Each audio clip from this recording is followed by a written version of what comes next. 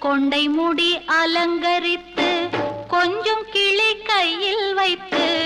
அஞ்சுக மொழி உமையாள் வீற்றிருந்தாள் அந்த அழகிய மாநகர் மதுரையிலே